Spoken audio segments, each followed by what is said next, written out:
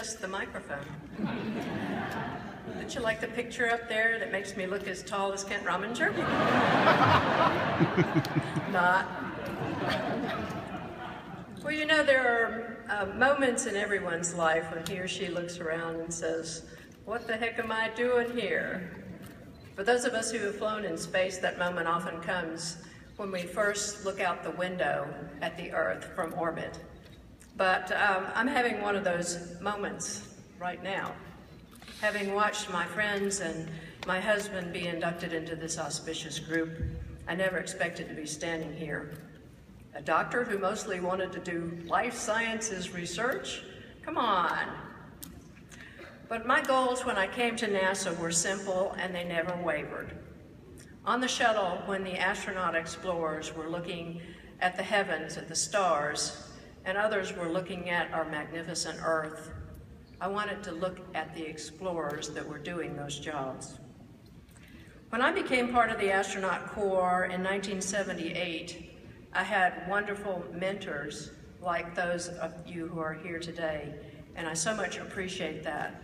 I came from a medical background and didn't really know much about computers or spaceflight or anything like that, so I was very lucky that there were people that helped me along the way. Being part of the first group of women astronauts, there was a particular pressure on us to do well. I think each of us knew, as I did, that if I did something wrong or made a big mistake, people wouldn't say, Rhea Seddon made a mistake. They would say, women can't do this job. So there was extra pressure on us back then. I was fortunate that Dr. Joe Kerwin, who flew on the first Skylab mission and was the first physician in space, became a mentor to me. We flew all across the country talking to very eminent scientists who hoped to put experiments on the space shuttle. And so that really got me off to a pretty good start. I had many assignments at NASA, things like verifying the space shuttle software and using the robot arm. But I also got to work on things that I knew something about, like what should the contents of the space shuttle medical kit be, and even some things like defining the training for the non-physician astronauts who would serve as crew medical officers. I mean, can you imagine Hoot and some of these guys learning how to be doctors? That was a lot of fun. On my first flight in 1985, you saw some of the film, and by the way, did you notice that over time the quality of the film improved? The cameras got a little bit better. It was kind of a vanilla flight. Of course, any flight's a good flight, especially your first one. But we were to launch a couple of satellites and to do a few small experiments, and it was a short flight, 5 days. But things got interesting when one of those satellites didn't work. We deployed it into space and it didn't turn itself on. And you saw some on the video. My job, Mission Control, came up with a plan to help us figure out how to turn on that satellite.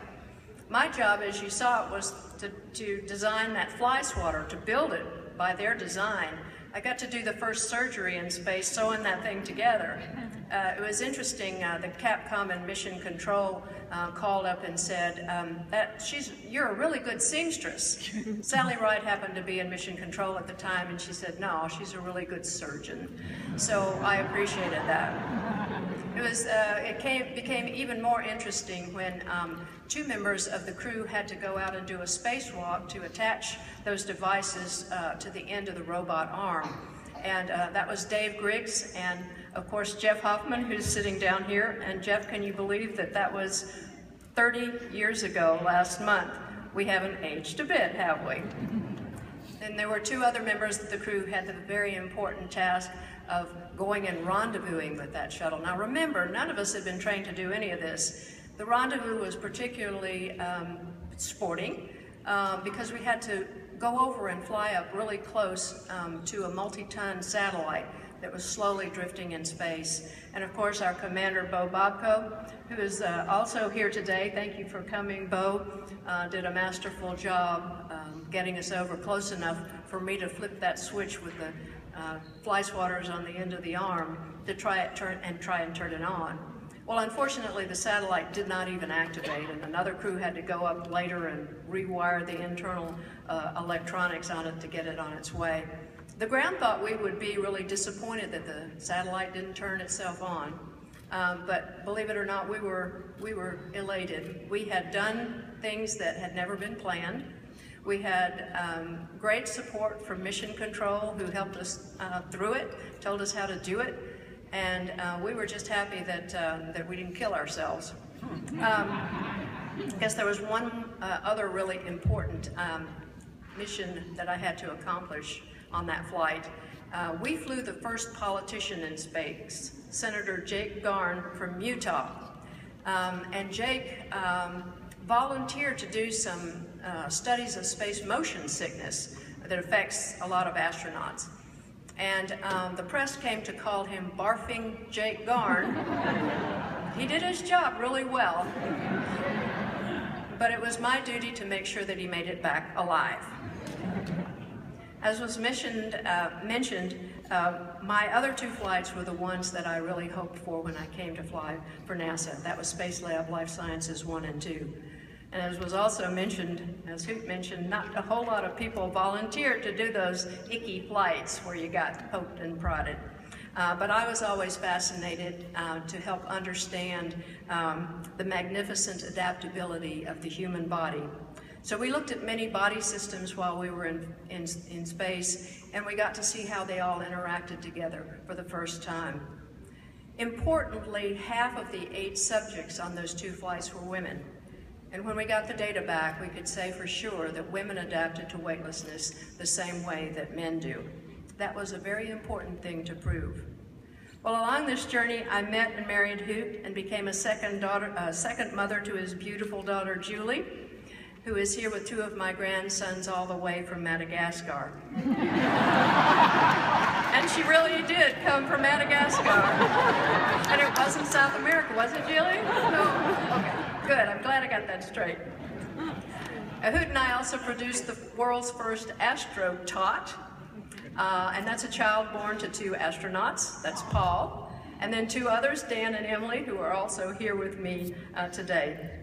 But I want you to imagine back into the dark ages of 1982, when Hoot and I had to go and tell our big boss, the director of the Johnson Space Center, Dr. Chris Kraft, about my pregnancy.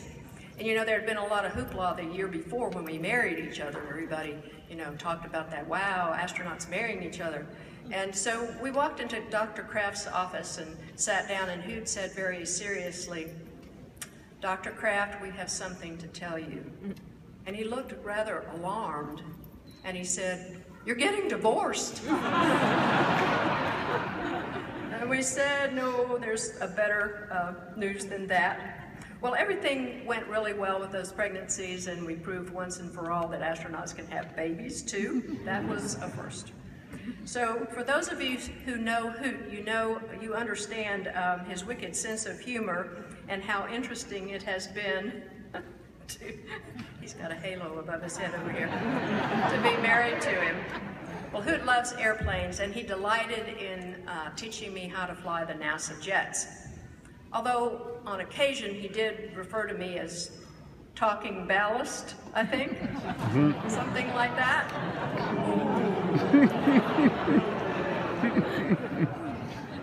And he even showed me how quiet those jets can get when you're at 35,000 feet and both your engines quit. Very quiet. Well, we survived that episode, and I had the great honor to become an astronaut spouse on Hoot's 5 flights.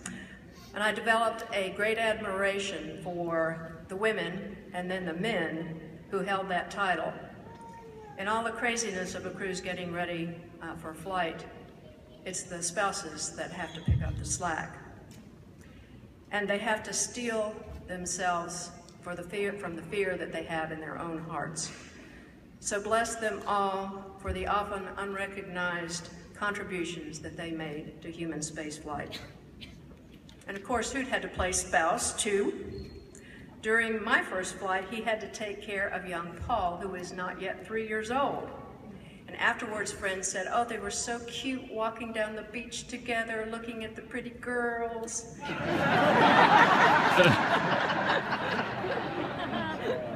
And then some of Hoot's friends said, yeah, he was going around saying that Paul made really good trolling bait.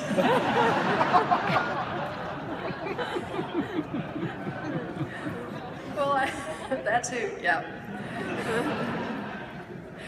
Well, this occasion is kind of like a pre-launch reception, only better.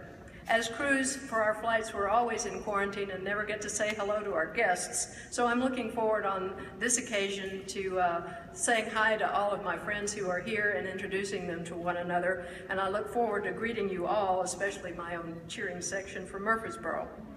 Well, today is another kind of launch for me. My new book, Go for Orbit, about my NASA days, was just published, rolled off the presses last week. And I'll have some copies available for signing at a private reception this evening, but also there are some at the bookstore, and I'll be there tomorrow afternoon at 3 for those of you who are still here that would like a signed copy. It's been in work since I was at NASA. That's over 20 years, so it's quite nice to have it out the door. I want to give my heartfelt thanks to the Astronaut Hall of Fame for the wonderful honor that they're bestowing on me today. I look forward to supporting the Astronaut Scholarship Foundation that allows young people to live their dreams as I did. Thank you all for sharing this very special occasion.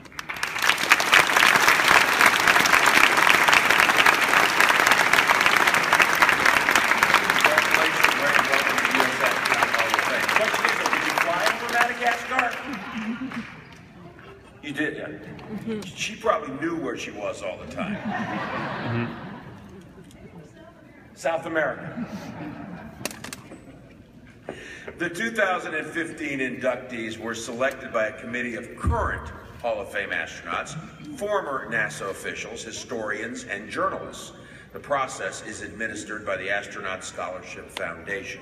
To be eligible, an astronaut must have made his or her first flight at least 17 years before the induction year and must be retired at least 5 years from the NASA Astronaut Corps. Candidates must be a U.S. citizen, NASA-trained, commander, pilot, or mission specialist, and must have orbited the Earth at least once and made significant contributions to the study of space. Ladies and gentlemen, I am proud to present to you the United States Astronaut Hall of Fame, Class of 2015, John Grunsfeld, Steve Lindsay, Ken Groninger, and Ray Seddon.